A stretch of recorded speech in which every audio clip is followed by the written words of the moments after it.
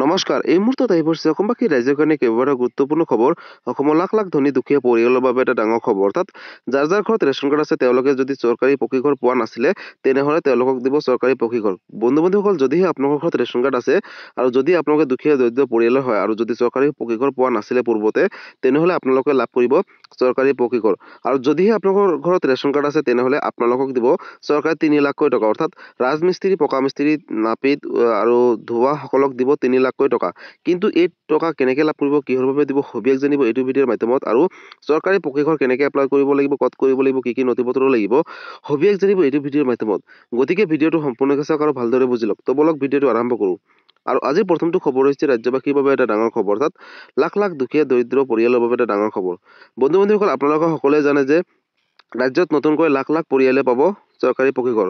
যদিহে আপোনালোকৰ চৰকাৰী পকী ঘৰ পোৱা নাছিলে আৰু যদি আপোনালোকৰ ঘৰত ৰেচন কাৰ্ড আছে তেনেহ'লে আপোনালোকে লাভ কৰিব চৰকাৰী পকী ঘৰ। আৰু চৰকাৰী পকী ঘৰৰ আবেদনৰ প্ৰক্ৰিয়াটো ৰাজ্যত ইতিমধ্যে চলি আছে। আপডেটটো চাই লওক। ডিচেম্বৰ মাহৰ ভিতৰতে লাভ কৰিব বিনামূলীয়া চৰকাৰী ঘৰ। চৰকাৰে বান্ধি দিলে ডেডলাইন, অন্যথা পঞ্চায়ত সচিবৰ বিৰুদ্ধে লোৱা হ'ব কঠোৰ ব্যৱস্থা বুলি ইতিমধ্যে চৰকাৰে ঘোষণা কৰিছে। অৰ্থাৎ লাখ লাখ দুখীয়া দৰিদ্ৰ পৰিয়ালৰ বাবে এটা ভাল খবৰ।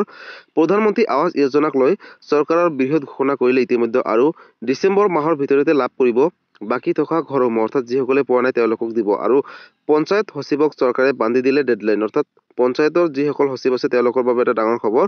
আগন্তুক মাহৰ ভিতৰত সম্পূৰ্ণ হ'ব লাগিব ঘৰসমূহ। অৰ্থাৎ অহা মাহৰ ভিতৰত ঘৰসমূহ দিব লাগিব। 60,000 বিনামূলীয়া বাসগৃহ ডিচেম্বৰ মাহৰ ভিতৰতে লাভ কৰিব সাধাৰণ জনতাই। ভাৰত চৰকাৰে নতুনকৈ 1,70,000 প্ৰধানমন্ত্ৰী আৱাস যোজনাৰ ঘৰ প্ৰদান কৰিছে অসমলৈ, আৰু এই ঘৰসমূহৰ বাবে শীঘ্ৰেই কৰক আবেদন। অৰ্থাৎ ৰাজ্যত আবেদনৰ প্ৰক্ৰিয়াটো চলি আছে। মন্ত্ৰী ৰঞ্জিত দাসৰ ডাঙৰ ঘোষণা। অৰ্থাৎ লাখ লাখ দৰিদ্ৰ দুখীয়া পৰিয়ালৰ বাবে ভাল খবৰ। বন্ধুসকল, প্ৰধানমন্ত্ৰী আৱাস যোজনাক লৈ চৰকাৰৰ বৃহৎ ঘোষণা কৰিলে ৰাজ্যবাসীৰ বাবে এটা ভাল খবৰ। চৰকাৰৰ বৃহৎ ঘোষণা, হাজাৰ হাজাৰ পৰিয়াললৈ বিনামূলীয়াকৈ ঘৰ প্ৰদান কৰিব বুলি ঘোষণা কৰিছে। আপুনি লাভ কৰা নাই নেকি এতিয়ালৈকে চৰকাৰী বিনামূলীয়াকৈ পকী ঘৰ? যদিহে কৰা নাই তেনেহ'লে আপোনালোকে লাভ কৰিব। চৰকাৰী ঘৰ লাভ নকৰা সকললৈ চৰকাৰৰ ডাঙৰ সিদ্ধান্ত গ্ৰহণ কৰিলে নতুনকৈ। আৰু ৰাজ্যৰ হাজাৰ হাজাৰ পৰিয়ালে লাভ কৰিব নতুনকৈ চৰকাৰী পকী ঘৰ, যিসকলে পূৰ্বতে পোৱা নাছিলে। সাজু কৰি ৰাখক প্ৰয়োজনীয় আৰু যাৱতীয় সকলো নথিপত্ৰ। অৰ্থাৎ আপোনালোকে নথিপত্ৰসমূহ ৰেডি কৰি ৰাখক। 1 লাখৰো অধিক পৰিয়ালক চৰকাৰে প্ৰদান কৰিব নতুনকৈ চৰকাৰী পকী ঘৰ।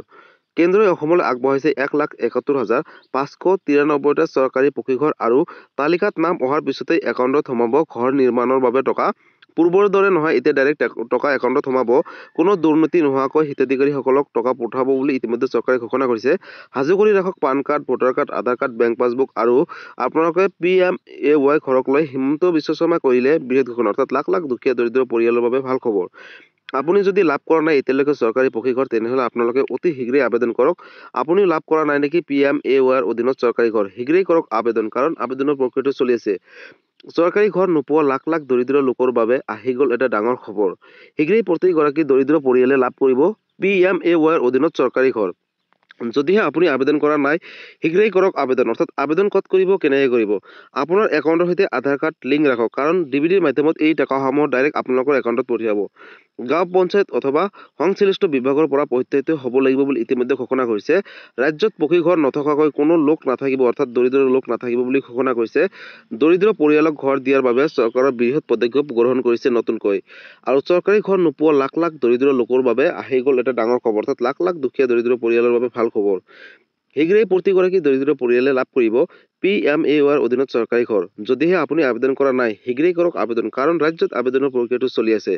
নতুনকৈ 1,73,000 ঘৰ দিব অসম চৰকাৰে। অৰ্থাৎ লাখ লাখ দুখীয়া পৰিয়ালৰ বাবে ডাঙৰ খবৰ। মুখ্যমন্ত্ৰী আৱাস যোজনাৰ তৰফৰ পৰা দিয়া হ'ব এই নতুনকৈ চৰকাৰী পকী ঘৰসমূহ। অসমত কোনো মানুহৰ কেঁচা ঘৰ নাথাকিব বুলি ইতিমধ্যে চৰকাৰে ঘোষণা কৰিছে। অৰ্থাৎ লাখ লাখ দুখীয়া দৰিদ্ৰ পৰিয়ালৰ বাবে এটা ভাল খবৰ। বন্ধু বান্ধৱীসকল, যদি আপোনালোকে চৰকাৰী ঘৰ পোৱা নাছিলে বা আবেদন কৰা নাছিলে তেনেহ'লে আপোনালোকে ওচৰ চুবুৰীয়া আপোনালোকৰ গাঁও পঞ্চায়তৰ যোগেদি নতুনকৈ চৰকাৰী ঘৰ আবেদন কৰক। আৰু তালিকাত নাম অহাৰ লগে লগে আপোনালোকৰ বেংক একাউণ্টত এই টকাসমূহ সোমাব। অৰ্থাৎ ঘৰ নিৰ্মাণৰ টকা সোমাব। প্ৰথম কিস্তি ৰূপে আপোনালোকক 32,500 টকা সোমাই দিব, আৰু তাৰ বাবে আপোনালোকৰ বেংকৰ লগত আধাৰ কাৰ্ডটো লিংক থাকিব লাগিব বুলি ইতিমধ্যে চৰকাৰে ঘোষণা কৰিছে। গতিকে বন্ধুসকল যিসকল দুখীয়া দৰিদ্ৰ পৰিয়াল আছে আৰু চৰকাৰী ঘৰ আবেদন কৰা নাই বা পোৱা নাছিলে তেনেহ'লে অতি শীঘ্ৰে চৰকাৰী ঘৰ আবেদন কৰক আৰু চৰকাৰী ঘৰৰ যি টকা হয় প্ৰথম কিস্তি অৰ্থাৎ ৩২,৫০০ টকা আপোনালোকৰ বেংক একাউণ্টত লাভ কৰক।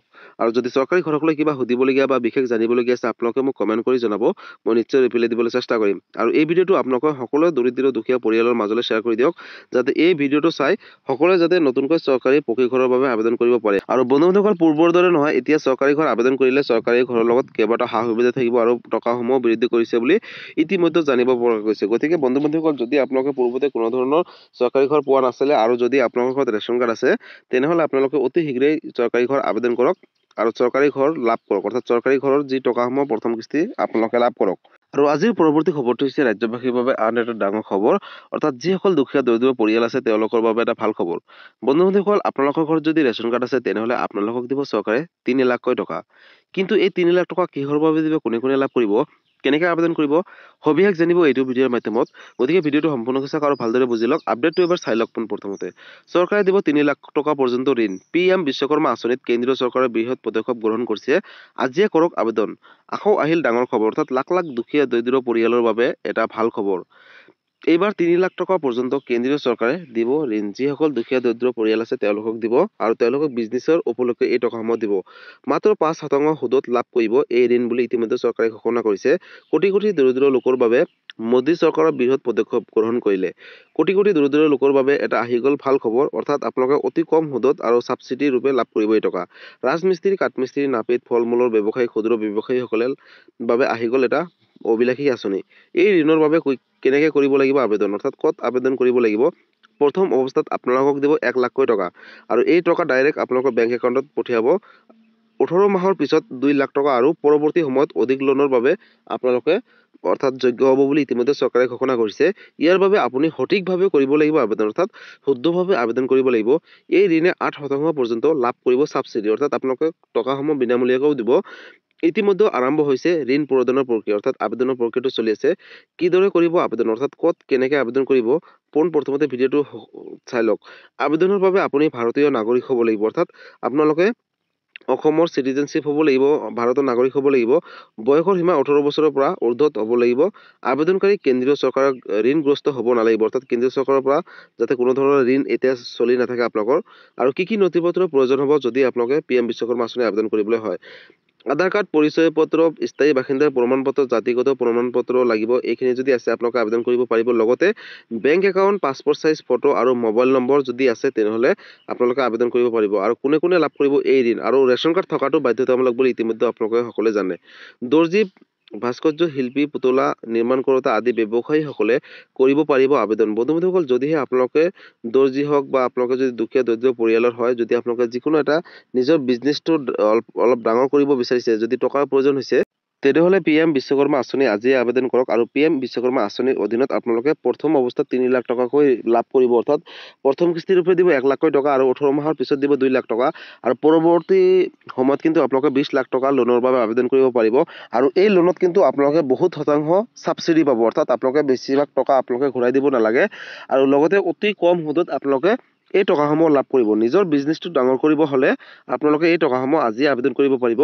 যদি মোবাইলত অসুবিধা হয় তেনেহ'লে আপোনালোকে ওচৰ চুবুৰীয়া চিটি চেণ্টাৰত গৈ আপোনালোকে অতি শীঘ্ৰে আবেদন কৰক। আৰু PM বিশ্বকৰ্মা আঁচনিৰ অধীনত যিসকল দুখীয়া দৰিদ্ৰ পৰিয়াল আছে, যদি আপোনালোক কাঠমিস্ত্ৰী হয়, ৰাজমিস্ত্ৰী হয় বা পকী মিস্ত্ৰী হয় তেনেহ'লে বা নাপিত, পুতলা, দৰ্জী যিকোনো ক্ষেত্ৰত আছে তেনেহ'লে আপোনালোকে কিন্তু PM বিশ্বকৰ্মা আঁচনি আবেদন কৰিব পাৰিব।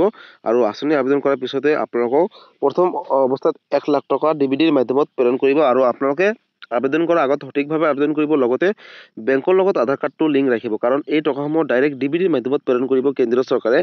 গতিকে বন্ধুসকল ৰেচন কাৰ্ড থাকিলে অকল বিনামূলীয়া চাউলে নহয়, চাউলৰ উপৰিও কিন্তু কেইবাটাও চৰকাৰী সা সুবিধা লাভ কৰিব। গতিকে আপোনালোকে যদি ইতিমধ্যে মোৰ ভিডিঅ'সমূহ চোৱা নাই তেনেহ'লে চাই ল'ব, বহুতকেইটা সা সুবিধা লাভ কৰিব। গতিকে বন্ধুসকল যদি PM বিশ্বকৰ্মা আঁচনিক লৈ কিবা সুধিবলগীয়া বা জানিবলগীয়া আছে আপোনালোকে মোক কমেণ্ট কৰি জনাব, মই নিশ্চয় ৰিপ্লাই দিবলৈ চেষ্টা কৰিম। গতিকে বন্ধুসকল আজি আছিলে এইটো এটা ইনফৰ্মেটিভ ভিডিঅ' আৰু গুৰুত্বপূৰ্ণ খবৰ। ভিডিঅ'টো চাই কেনেকুৱা পালে, যদি ভাল পালে চেনেলটো নতুনকৈ আছে চেনেলটো ছাবস্ক্ৰাইব কৰিব, লাইক কৰিব। আৰু যদি এই ভিডিঅ'টো আপোনালোকে ফেচবুক পেজৰ পৰা চাই আছে তেনেহ'লে ফেচবুক পেজটো ফ'ল' কৰিবলৈ নাপাহৰিব আৰু সকলোৰে মাজতে শ্বেয়াৰ কৰি দিব। কিবা সুধিবলগীয়া বা বিশেষ জানিবলগীয়া আছে আপোনালোকে মোক কমেণ্ট কৰি জনাব। ধন্যবাদ। জয় আই অসম।